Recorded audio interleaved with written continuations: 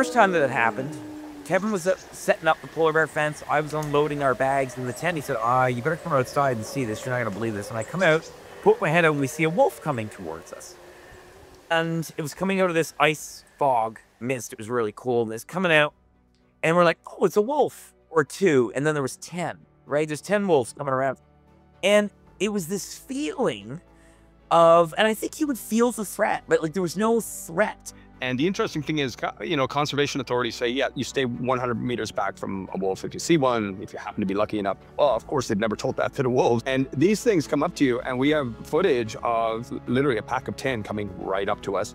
And they kept doing that. They'd come right up to us, and they look very docile. It's fascinating. They kind of look at you, and they look through you. They don't actually look at you. But interestingly, that same pack, which we found out later on, a single member of that very pack took down an 800-pound muskox by itself. So if that pack of 10 wanted to take us down, whether we have guns or not, it doesn't matter. We're going down. So it was really kind of a humbling moment. That is extreme adventurer Kevin Vallely, along with our own RCGS explorer in residence, Ray Zahab, talking about their epic month-long ski trek across Ellesmere Island, the highest part of the Canadian high Arctic. And in honor of this one, you'll have noticed we replaced our regular loon call introduction for Arctic wolves. Ray and Kevin are our guests on this episode of Explore, Canadian Geographic Podcast. Welcome to all you explorers out there, armchair and in motion. I'm David McGuffin, and you may be able to tell from the background noise, I'm recording this one on the front porch today because summer is coming. Ellesmere Island may still be covered in snow, but here in the Gatineau Hills, the shift from spring to summer is rapidly underway. We hit those 3 gateway moments in the past few weeks. The lake ice left at the end of April. The loons are back, gloriously singing their return. And then the hummingbirds arrived. Lured back by daffodils and trilliums, flowers out in force in the garden and in the woods, you can smell the wild garlic in the breeze. And the black flies are back. Clouds of them, buzzing your head, in your eyes, ears, down your collar, up your sleeves, and somehow, despite being tiny, taking chunks out of you big enough to make you bleed. I'm only able to record this outdoors right now because they're late risers and there's a bit of a breeze, so you get a couple of bug-free hours in the morning if the conditions are right. And I get off easier than others. I like to think my Métis ancestry has given me some exposure immunity to black flies, centuries of voyageurs and fur trappers and the like getting bit. I remember my first summer tree planting in northern Ontario, north of Kenora, little jack pines being dug into blasted, clear-cut wastelands. I absolutely got eaten alive. But that seems to have triggered some sort of ancient resistance in me, because the next summer wasn't nearly as bad, or since. On the other hand, my dad, whose parents were straight off the boat from Ireland, would just get absolutely eaten alive. Blood trickling from behind his ears, plenty of cursing in the mix. And my wife, whose family have spent generations of glorious bug-free living in New York City, also gets more attention than most. First Nations and voyageurs used bear grease back in the day to protect their skin in black fly season.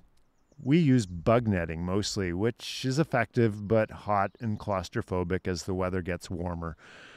We have tried DEET in bug spray, and then we abandoned it after an army medic in Afghanistan explained to me that it was a neurotoxin. Also, once when reporting for CBC in Darfur, I had applied DEET to my face, and after a longish interview on my sat phone, pulled it away to discover the plastic phone casing was melting from the DEET that I had applied to my face. So now we really just try and grin and bear it as best we can. And honestly, I think the best black fly defense is to be out in it with someone the bugs find tastier than you. And they'll be gone by Father's Day. Black flies, the price we pay for summer. Oh, here comes the segue. Ray Zahab, who lives across the lake and just over the hill from me, says that if you can keep running at a 10-kilometer-an-hour pace, black flies can't keep up. There is a Canadian Shield life hack for you.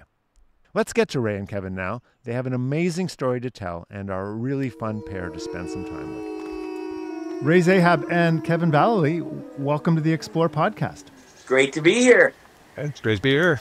Great to have you both. And Kevin, great to have you on, but I think you may be the name referenced most in other interviews, and mostly because of Ray, but in past interviews on this podcast. So it's good to finally hear your voice, see your face, and get you involved in all this.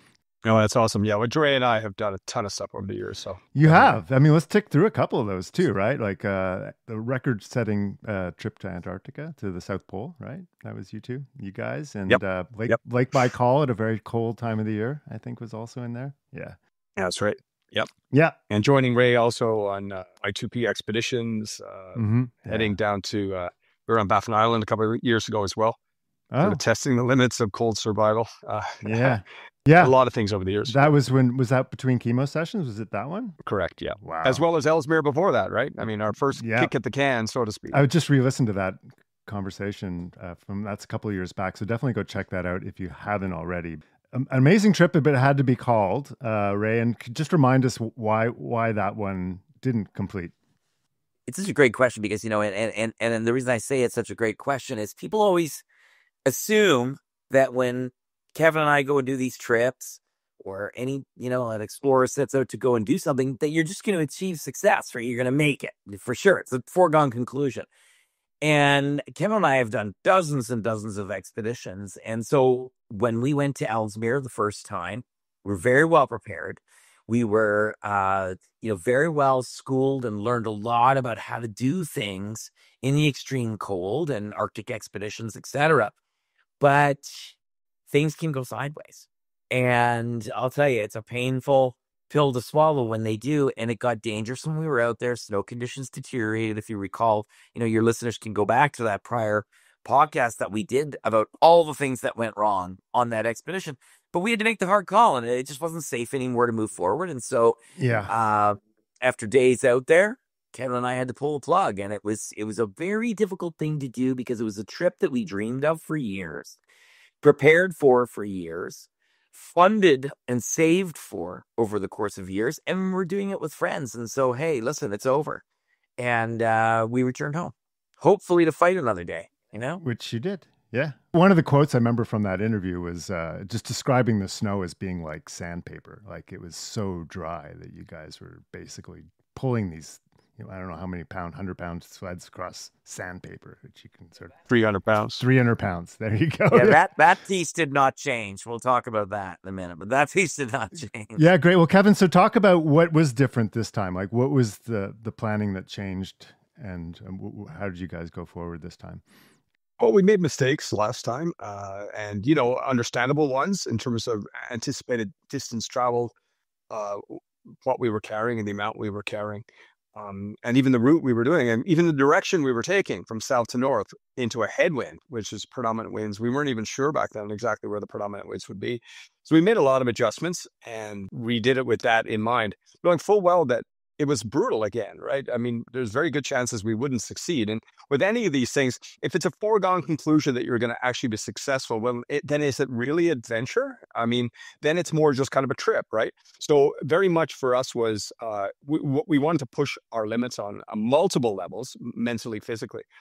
So this one tested us again. We went out there having learned from the first expedition, yet still pushing our limits. And one thing we also learned on that was, let's minimize all the distractions here. So fundamentally, when it came down to Ray and I on the snow, on our skis, we were by ourselves. We're out there by ourselves, committed to the journey. None of this trying to, maybe film this piece and having a snowmobile here to help us film for part of it and all this logistical stuff. It's like, no, let's strip this down to the basics, go back to what we're good at and put our heads down and let's do this then. And it's interesting, Dave. On that note, I wrote a post about this yesterday, so it's fresh in my mind. And Kevin and I talked about this a lot when we were on the expedition. In all these years that we've done these things, the adversity on this expedition, the way it would come in waves, there would be waves of challenges, like deep snow. All of a sudden, we're in deep snow for days on end, where it almost seemed insurmountable, or maybe there wouldn't be a way around it. And I think 10 years ago, even, I'm not sure Kevin and I could have done completed this expedition, achieved what we achieved. And the reason was because with age, wisdom, experience, falling down, getting back up, all the things over the years, it's almost like, I don't know, cosmically prepared us for what we were going to do this time. And we would be in that tent at night and we'd be talking about, okay, so today we managed 10 kilometers because the snow was knee deep.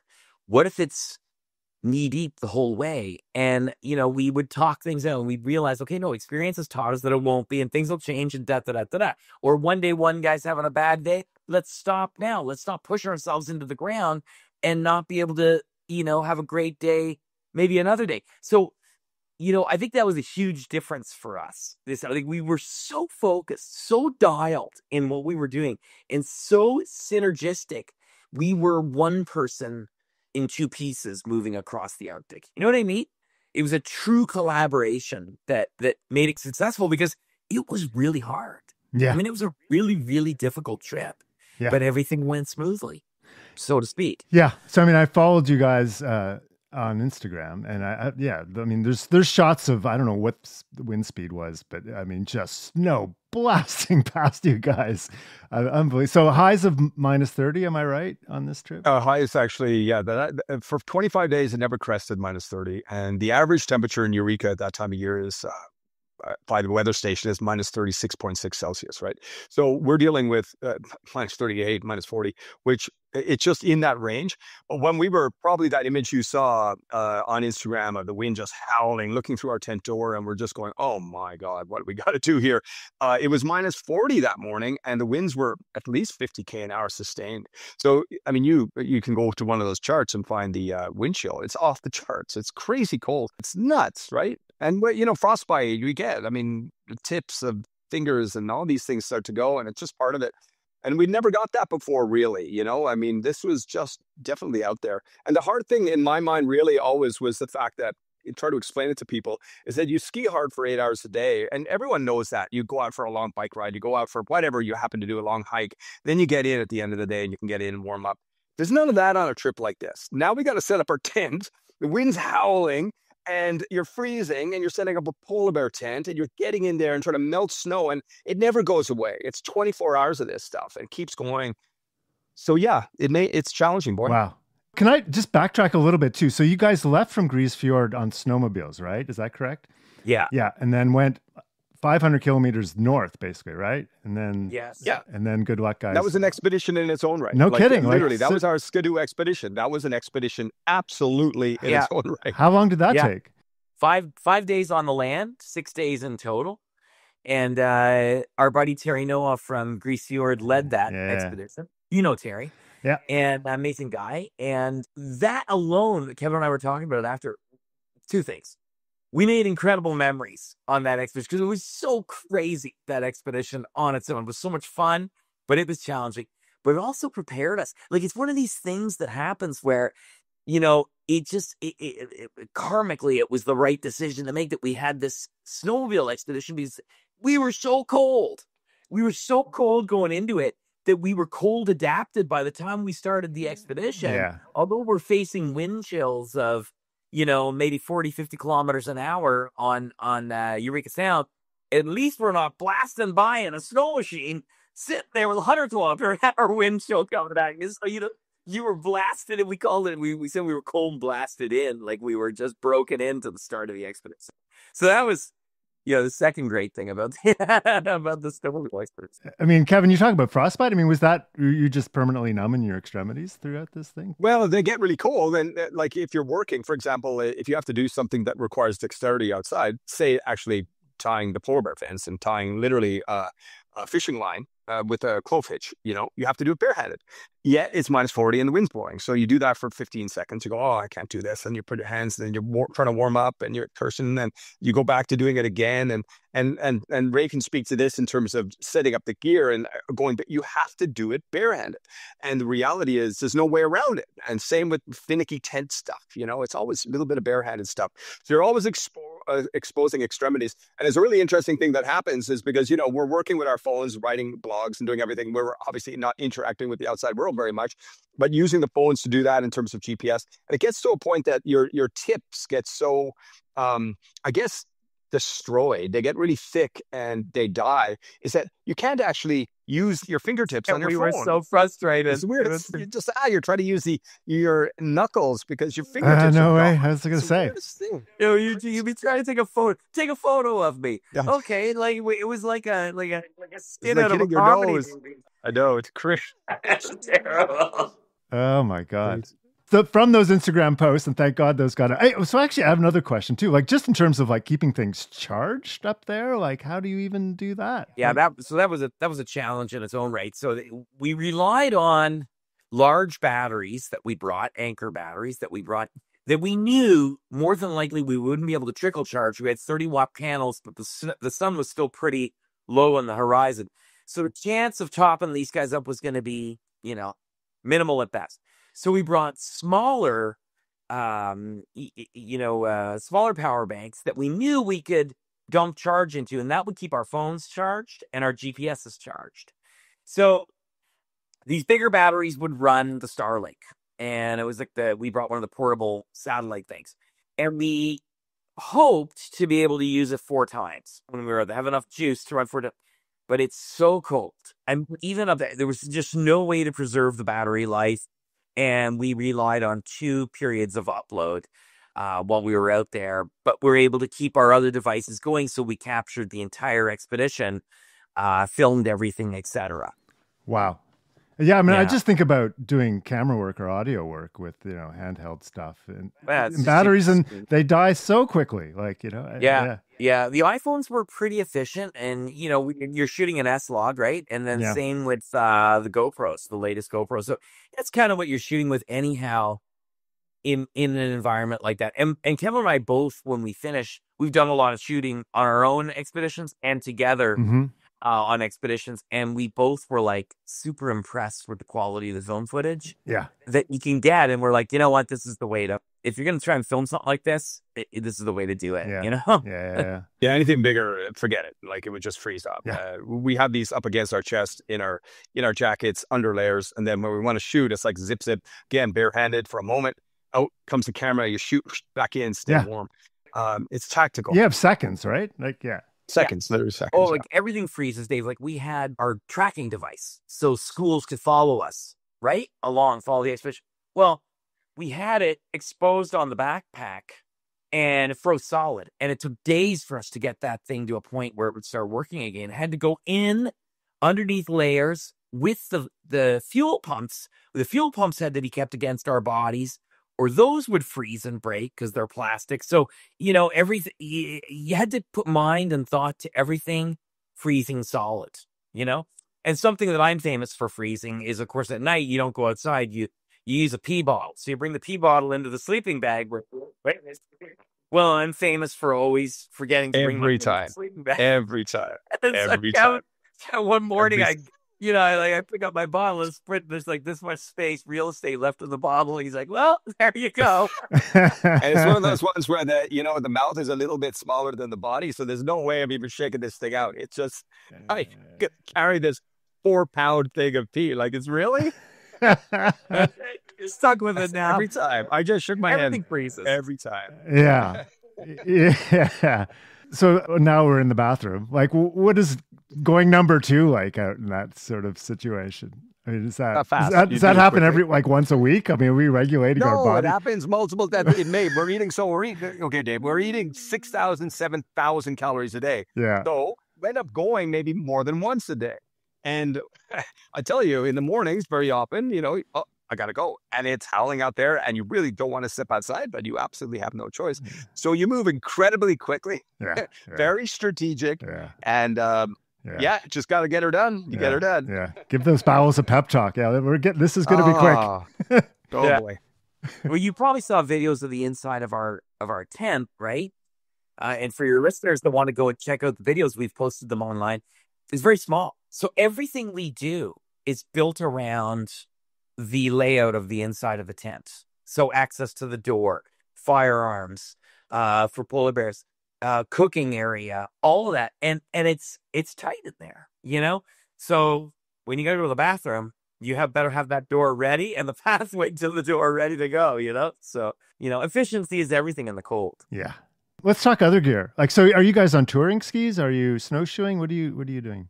No, we were using Rossi BC 65 skis, so backcountry, cross country skis. Steel edges and fish scales, but no skins. Skins weren't needed because going back to Sandpaper. the first expedition, sandpaper snow. And we climbed, our tracker says, and I have to verify this, but somewhere between 30,000 and 40,000 feet of vertical on this expedition. So that's a lot of climbing and heavy sleds. And we did not need skins. So that's how, abrasive the snow was. Actually, some days, Kevin, we'd be out there on the coldest days and we would just be wishing that the snow temperature would change slightly. So at least the sled didn't feel like you were pulling cinder blocks across broken glass. I mean, it's crazy. Yeah, it's crazy. Madness. I mean, can we talk about wildlife? Because that was the other thing that really stood out for me. And so, I mean, Kevin, what moments with, I mean, I think it's surprising to a lot of people how much wildlife is up there. It's incredible. But the thing is, though, Ellesmere Island is, it's the 10th largest island in the world, roughly like the size of Great Britain, I think. There's 200 wolves in that entire area, right? So we were hoping we'd see one. I mean, really, what's the chances, right? They're out there, but it's a vast landscape. What's the chances? We ran into 31. And the interesting thing is, conservation authorities say, yeah, you stay 100 meters back from a wolf if you see one, if you happen to be lucky enough. Well, of course, they've never told that to the wolves. And the wolves, they can actually trace their lineage back. Interestingly, they've done studies on them for 10,000 years. So it's been unchanged really for 10,000 years. And they've never dealt with people for 10,000 years. Like no one lives there really. Maybe traveling through, thousands of years ago. And so people are just like, who are these and what is this? So they investigate. And these things come up to you, and we have footage of literally a pack of 10 coming right up to us. And they kept doing that. They'd come right up to us. And they look very docile. It's fascinating. They kind of look at you and they look through you. They don't actually look at you. But interestingly, that same pack, which we found out later on, a single member of that very pack took down an 800-pound muskox by itself. So if that pack of 10 wanted to take us down, whether we have guns or not, it doesn't matter. We're going down. So it was really kind of a humbling moment. Just incredible. Wow. Did you feel threatened? No, I wouldn't say it's such a good question, Dave. Because people have been asking us that. The first time that it happened, we were Kevin was setting up the polar bear fence. I was unloading our bags in the tent. He said, you better come outside and see this. You're not going to believe this. And I come out, poke my head out, and we see a wolf coming towards us. And it was coming out of this ice fog mist. It was really cold. And it's coming out. And we're like, oh, it's a wolf or two. And then there was 10, right? There's 10 wolves coming around. And it was this feeling of, and I think you would feel the threat, but like there was no threat. Maybe it was their body language or the energy they were giving off. I'm not sure, but they just kind of like sauntered by, and we kind of joked on camera when we were filming them.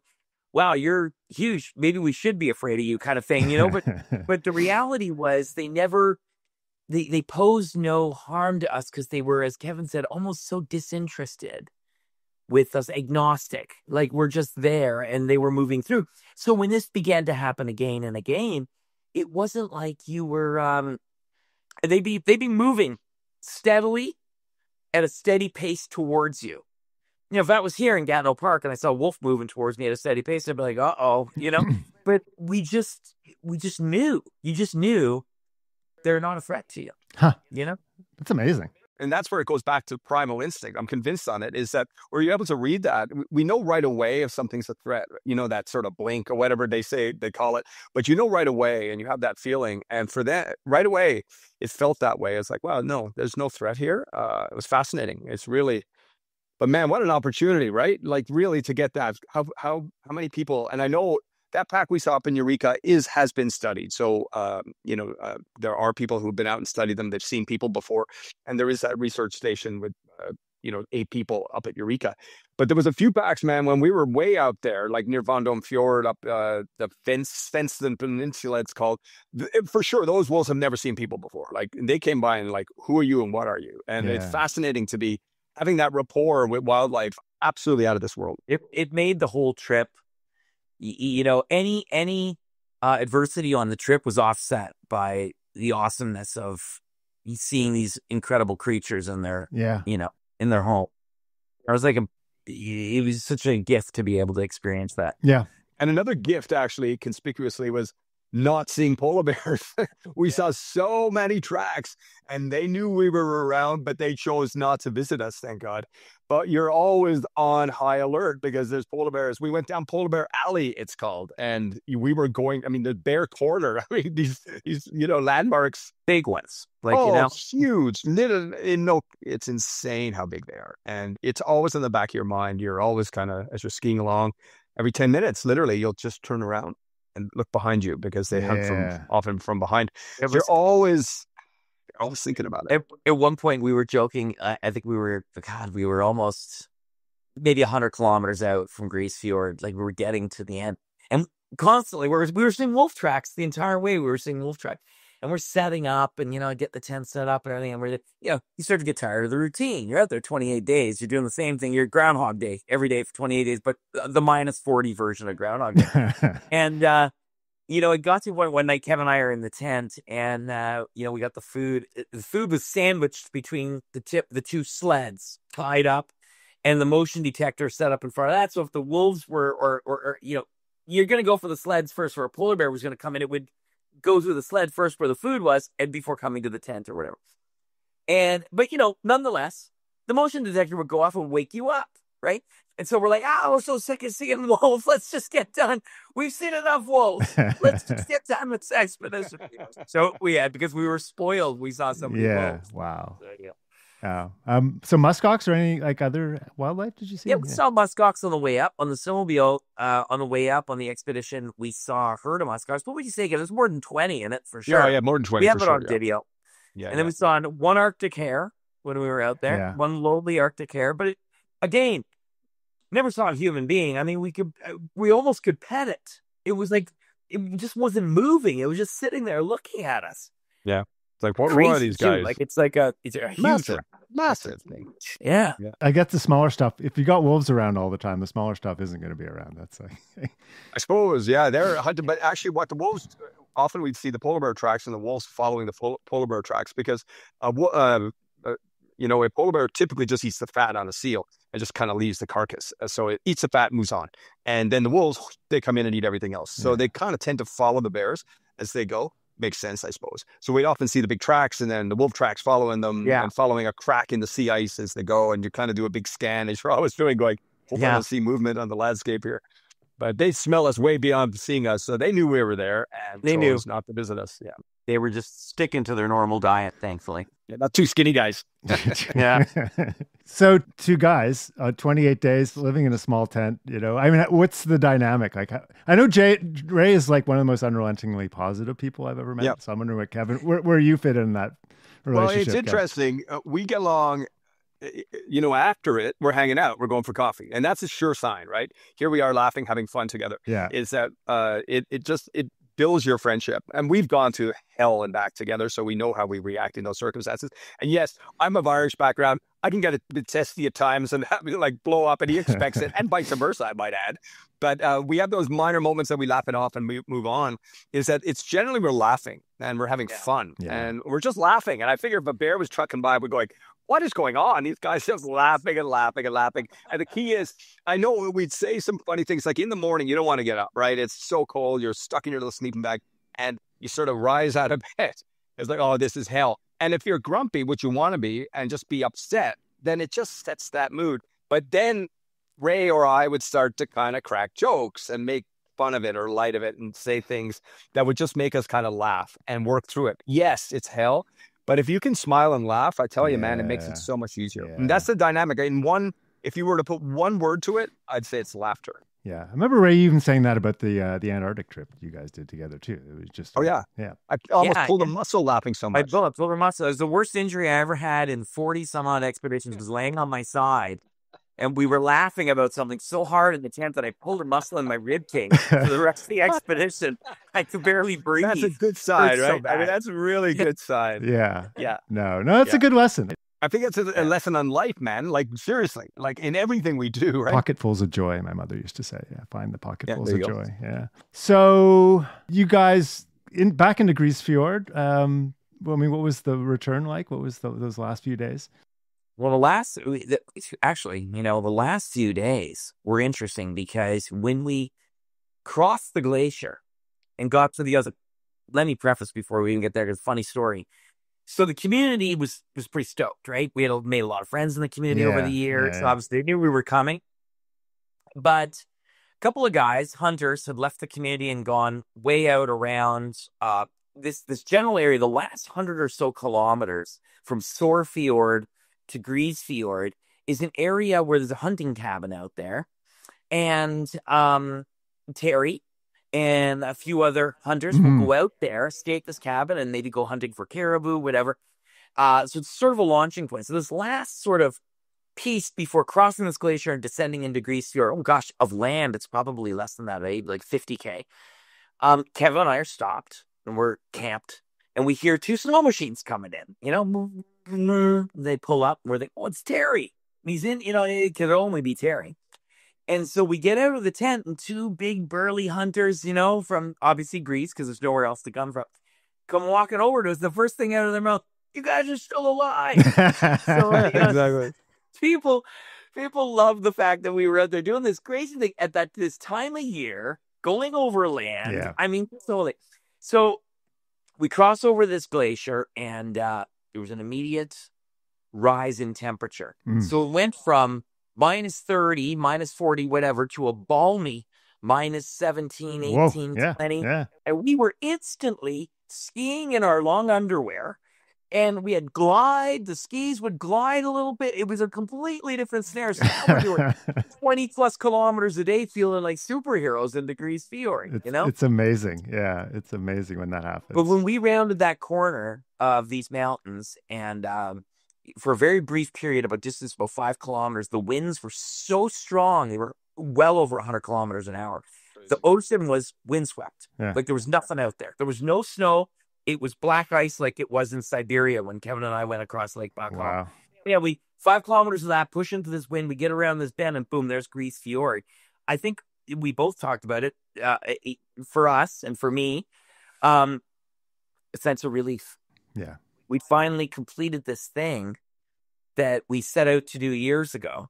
That between those years and this day, we had adversity, we had setbacks with sponsors, setbacks with cancer, setbacks with, our lives had changed in this amount of time that it took from the first expedition that we didn't complete to now when we're actually completing it. And I think for both of us, it was not like a celebratory. I wouldn't say we were jumping up and down, woohoo, we made it, but it was more like, okay, we finally done this thing. Nice. And the old saying, it's not the destination is the journey, the journey, not the destination. It really was in this case. I mean, ACAF, I was dropping off the film footage at the editor yesterday, and I was thinking, as I was handing it to him, wow, our finished footage is going to seem very anticlimactic, but that's kind of how the whole thing's been. The meat and potatoes was everything in between, and it was the entire journey to get here. This last day just solidified that we could do this, and we did do it. And it put a cap on a huge period of time in our lives, Yeah, and we didn't, and that's why I think in many ways, like we filmed ourselves coming in, of course, and all that. But then, there was a small community, but a handful of really very, very cool people that were up there to meet us. But in a sense, it was like, now it's over. This is a different thing. Like really, it was just us just going through the jumbled ice, going, just giving one another a hug, going, yeah, man, we did this. And it's sort of a deep sense of satisfaction. And it was really coming around that final corner, seeing it. It was just, relief. That's how I felt it. Wow, we actually did this. And it was funny, guys. Ray was mentioning that sting in the tail, where those crazy winds. We were crossing this one section where there was kind of a blowhole coming down from a big valley where it was just, you saw all the snow was ripping across as we were skiing. And way far ahead, right at that corner, I said, hey, Ray, there's no wind there because there's no more snow blowing. And we were like, oh, yeah, cool. When we get to that line, it's going to get better. Well, the reason there was no snow because it was all gone because it was even more intense. Then we're like blown right around the corner going, it feels fitting for this journey that the final few kilometers are just like going to be really, really hard. We carried with us on that last day a thermos of coffee, right? And we were consuming tons of olive oil by this point, Dave. I'm sure you saw the video, but we poured a bunch of olives, 6 liters of olive oil, actually, we consumed in 28 days in ice cube form. So we poured in ice cube trays, opened those into Ziploc bags. We brought them on the expedition with us, and we put frozen ice cubes of olive oil in all our food, everything we would drink.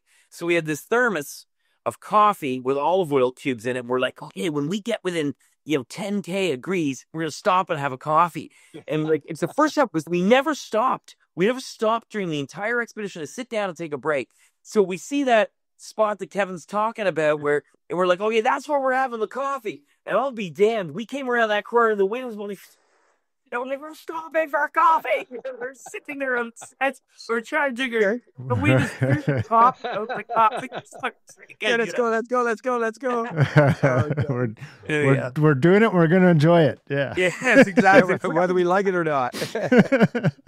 That's amazing. I just want to touch on Terry Noah, because he stood out in that last interview with you, Ray, as Inuit superhero Terry Noah. I'm just wondering if you got any Terry Noah stories from this one. Oh God, how many Terry Noah stories do you want? I mean, we have a million. He's just such an amazing guy. I think the thing that impressed Kevin and I the most about Terry, beyond all of his feats of adventure and all the stuff that he does that's so amazing, and the guiding and all the stuff, is the way that he is mentoring and leading these young men in his community. And how these guys, the next generation of guides and explorers up there, and folks working on the land, hunting, everything, how they're so I don't want to say enamored, but they're awe-inspired by Terry, right? Or he has this infectiousness about him, and these young guys who we've seen grow up now a few years with Terry. They're just accomplishing so much, at such a young age, and so I think his impact is on the community is amazing. Kev? Oh, just as a role model, and we all need role models, and he's just an incredible one in a small community, right? It's 130, 140 people, and that's everyone. So the number of sort of essentially young men, young women that are kind of doing stuff is small. It's a small handful of people, and who do you look to as your kind of role model? And Terry's that. And the guy he's the dude. Like, he does this. He goes out, he hunts. When he's out, he's hunting food for the community. He's bringing back for the elders of the community. He's doing all these things, as well as running a successful business, and just really showcasing the land that he lives in. The land that never freezes is really, Utuk, or however it's pronounced, is the land that never freezes. And that's Ellesmere Island. And showcasing truly what, is one of the most incredible places on the planet, which, proudly we call home, and he certainly calls home.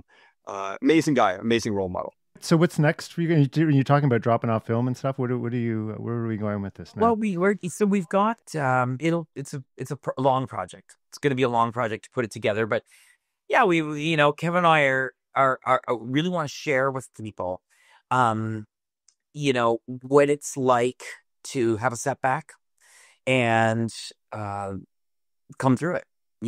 And face adversity head on, and, not trying to be corny here, but, it's not just simply a plug and play sort of thing. You work hard to make your dreams happen, and you become relentless. You never give up, you never give in, and you eventually make these things happen. And so this documentary that's what it is. That's the story it's going to be. And somebody just asked recently, are you guys making a documentary about this expedition?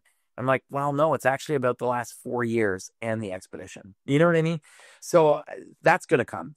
And, but it'll take time. That'd be good. Because, you had, I think, Carolyn Cote shooting on the first one, right? Was that the first one? Yeah. So Carolyn on the first one, and then Kevin and I on the second one, and then Jesse Del Ross in the center. So we have a lot of footage that is going to all be mishmashed together. And Kevin, if you had to take one takeaway from this journey, what would it be for you? One takeaway. Wow. Don't give up. Really. In many ways, would have been very easy to quit. Certainly after that first go around, it was so hard, so much prep, and it's like, this just didn't work. Next, move on. No, we stuck it out, and then Ray surviving, and thriving through his cancer diagnosis, and I was like, wow, okay, amazing. And then last year, really having our knees cut out from underneath us when a key sponsor bailed at the 11th hour. It's like, oh, maybe writing is on the wall here, and just not. Maybe we're just getting older now and just determined enough, but just sticking it out, and we did, and actually amazingly pulling it off. So again, not to sound corny, but it is just kind of believing in your dreams and keep going on them and ultimately succeeding. Beautiful, right? I would say exactly the same thing. I mean, I think that it's, if people are, I talked to a buddy about this yesterday. The most difficult things that we do in our lives, the most rewarding things that we do in our lives come with a price. And that price is time, it's resilience, to use a word that gets used too much. If you really want to achieve your dreams and you really want to make something happen in your life, you are going to pay a price, but that price is worth it. And you have one ticket to can. I mean, that's what you have. You don't have like a video game, 3 level. Okay, let's go to the next one.